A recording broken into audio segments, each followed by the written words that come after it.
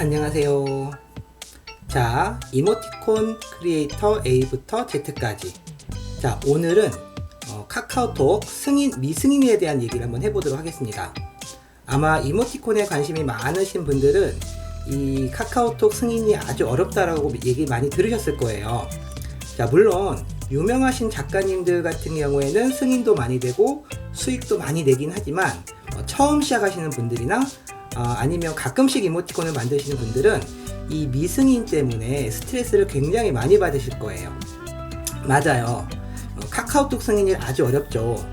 대신 어려운 만큼 승인이 되면 어느 정도의 수익도 보장되는 구조죠. 이모티콘 크리에이터로 활동하고 있다는 가장 큰 목적이 되기도 하고요. 국내에서는 내가 이모티콘 크리에이터로 활동한다 라고 얘기했을 때 보통 우리 카카오톡을 기준으로 많이 잡거든요. 내가 카카오톡에 이모티콘 서비스를 해봤느냐 해보지 않았느냐 라는 걸 기준으로 많이 잡기도 해요. 그러다 보니까 많은 분들께서 카카오톡에 먼저 도전을 해보시죠. 그러다가 그냥 만들면 될 것 같지만 이 미승인을 받는 순간 약간 멘붕이 오게 되죠. 네.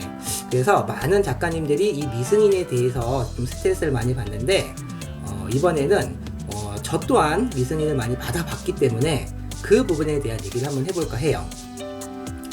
그러면 카카오톡 미승인에 대처하는 방법을 한번 살펴보도록 할게요. 우리가 유튜브 같은 데를 통해서 보다 보면 아주 유명하신 작가님들도 이 미승인 때문에 많이 힘들어하는 것들을 많이 보셨을 거예요. 이럴 때일수록 카카오톡에 계속 도전을 하시는 분들은 이 미승인에 대해서 좀 유연하게 받아들이셔야 돼요. 내가 생각하기에 분명히 내 거 잘 만들었는데 내 거보다 못한 것들이 막 서비스가 올라오고 막 그런 거 보면은 굉장히 열받잖아요. 그쵸? 저도 그런 적 굉장히 많아요. 근데 의욕이 되게 상실되는데 아마도 이모티콘을 심사하시는 그 카카오톡 그 전문 위원들이 한 40분 정도가 심사를 한다고 제가 얘기를 들은 적이 있거든요. 아마 상품성이라든지 메시지 전달력 이런 것들을 꼼꼼히 체크하다 보니 아마 내 거는 좀 부족해서 떨어지지 않았을까라고 생각을 하시는 것이 아마 굉장히 마음이 편할 거예요. 그리고 또 하나는 캐릭터를 꼭 잘 그려야 된다 라고 해서 꼭 승인이 되는 건 아니에요. 아무래도 이모티콘 특성상 메시지 전달력이 좋아야 되기 때문에 메시지 전달력과 또 하나는 잘 그리고 못 그리고를 떠나서 그 이모티콘 한 팩이 모였을 때 어떤 컨텐츠성이나 좀 매력도가 높아야지 승인이 잘 되는 것 같더라고요.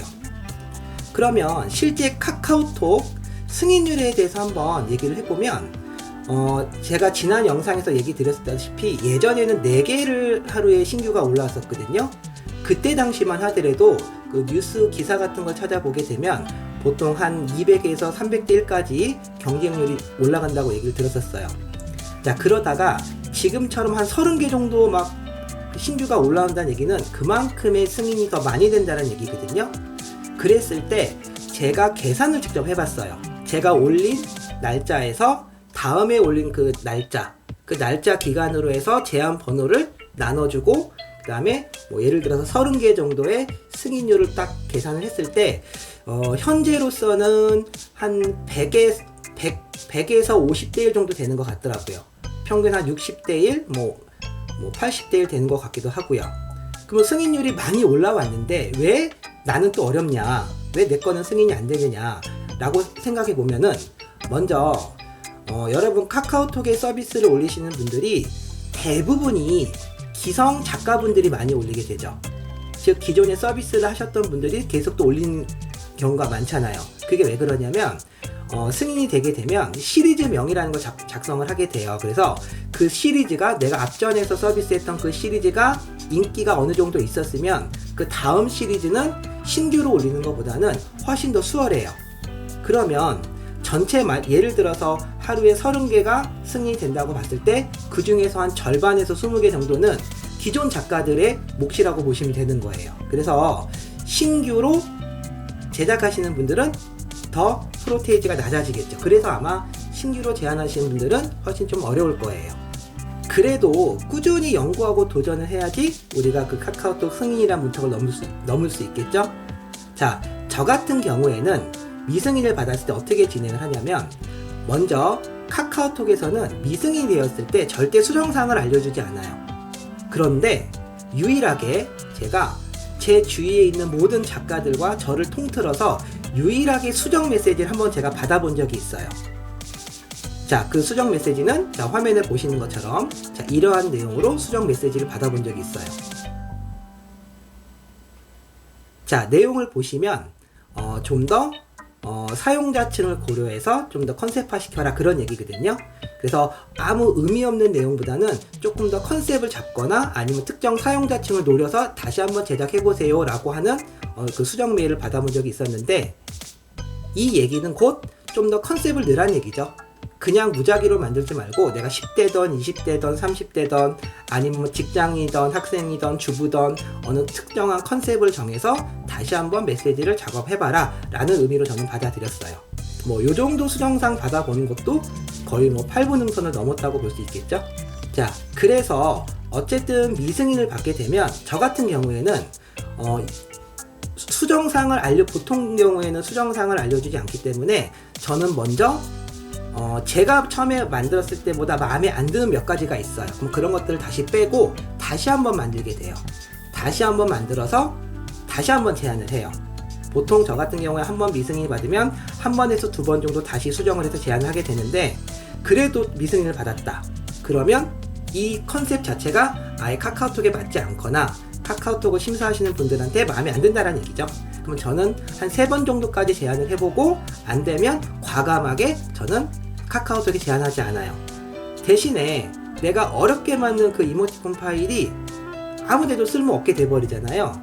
그래서 저는 다른 플랫폼을 활용을 해요. 그래서 여러분들도 특히 처음 이모티콘을 도전하시는 분들은 다른 플랫폼을 활용하는 방법도 아주 좋은 방법 중에 하나예요. 자, 그 중에서 먼저 라인 쪽에 저는 서비스를 올려요. 자, 라인 같은 경우에는 국내뿐만 아니라 보통 일본이나 동남아 쪽에서 서비스를 많이 하기 때문에 약간 해외 감성으로 조금 수정을 한다든지 아니면 영어라든지 일본어를 조금 추가해서 다시 서비스를 하는 경우가 좀 있고요. 라인 같은 경우에는 보통 한 5대5 정도 되는 것 같아요. 예를 들어서 뭐 기준 이상이면 승인, 기준 이하이면 미승인, 이렇게 좀 처리가 되는 것 같고요. 특히나 라인 같은 경우에는 조금 더 그 수정사항을 꼼꼼하게 알려줘요. 그래서 그 수정사항대로 수정을 해서 미승인을 받더라도 다시 올리게 되면 거의 승인이 되는 걸로 볼 수가 있어요. 자, 라인 같은 경우에는 카카오톡에 비해서 뭐 국내 기준으로 봤을 때 카카오톡에 비해서 매출은 많이 수익은 높진 않지만, 대신에 라인에서 한번 대박이 나게 되면 국내에서 대박 나는 거랑 좀 비교가 안 돼요. 왜냐하면 라인은 거의 글로벌로 사용을 하고 있기 때문에. 실제로 지금 보는 화면에 있는 요 캐릭터도 상위권에 항상 있는데, 이 상위권에 올라 있는 요 캐릭터도 제가 저한테 배웠던 학생분께서 만든 건데, 만든 지 벌써 3년이 지난 캐릭터예요. 3년이 지난 캐릭터인데 카카오톡에서는 미승인을 받고 라인에 올렸는데 어떤 해외 감성이라든지 라인 감성에 맞았다 보니까 지금 거의 3년째 상위 랭크가 되고 있어요. 그렇다는 얘기는 굉장히 다운로드도 많이 되고 수익도 많다라는 걸 알 수가 있겠죠. 실제 이분은 수익이 꽤 올라간 걸 제가 알고 있는데, 라인 같은 경우에는 한번 승인이 되면은, 그러니까 한번 인기를 있게 되면은 훨씬 더 고수익을 낼 수 있는 구조다. 대신에 나 말고 다른 분들도 올리기가 쉽기 때문에 그 올라간 상태에서 경쟁을 하는 구조겠죠. 자, 그 다음에 또 이 캐릭터를 수정을 해서 이번에는 네이버 OGQ에 올리게 돼요. 물론 OGQ도 카카오톡에 비해서는 승인율은 많이 높죠. 많이 높은 대신에 매출은 좀 떨어진다는 사실. 자, 상식적으로 승인율이 낮다는 얘기는 소수만 올라가기 때문에 수익이 많아지고, 승인율이 좀 높다는 얘기는 그만큼 나 말고 다른 작가들도 승인이 많이 되기 때문에 수익은 낮아지고, 뭐 당연한 구조겠죠. 그래서 여러분들은 그 처음 이모티콘을 시작하시는 분들에게는 물론 카카오톡, 그 다음에 라인, 그 다음에 OGQ, 그 다음에 이제 뭐 기타 플랫폼인 뭐 모이톡이라든지 또는 최근에는 밴드라는 서비스도 많이 하게 돼요. 저는 아직 밴드 서비스는 해보지는 않았는데 제 주위의 작가님들 얘기를 들어보면 밴드 쪽에도 어느 정도 수익이 괜찮게 난다고 하더라고요. 그래서 여러 플랫폼을 활용하시라는 거. 그게 처음 이모티콘을 도전하시는 분들에게는 아주 좋은 방법일 것 같아요. 자, 그래서 오늘은 카카오톡 승인 미승인에 대한 얘기를 했었는데요. 저도 아직도 기억나는 게 처음 승인을 받았을 때, 저도 몇십 번 떨어지고 나서 처음 승인을 받았을 때 그 기쁨은 너무나 좋았어요. 너무나 좋았고 예상보다 매출도 굉장히 수익도 많이 올라가고 정말 좋았었는데 그 다음부터는 이게 올라가는 것도 중요하지만 올라가서 또 다른 이모티콘에 비해서 또 인기가 있어야지 더 수익이 올라가니까 더 고민이 되더라고요. 그래서 역시 카카오톡은 어렵다 라고 저는 아직도 생각을 하고 있어요. 그러니까 여러분들도 계속 도전해보세요. 언젠가는 되겠죠. 그렇죠? 언젠가 됐을 때 한 번 승인이 되게 되면 그 다음부터는 어느 정도 조금 흐름을 잃게 돼요.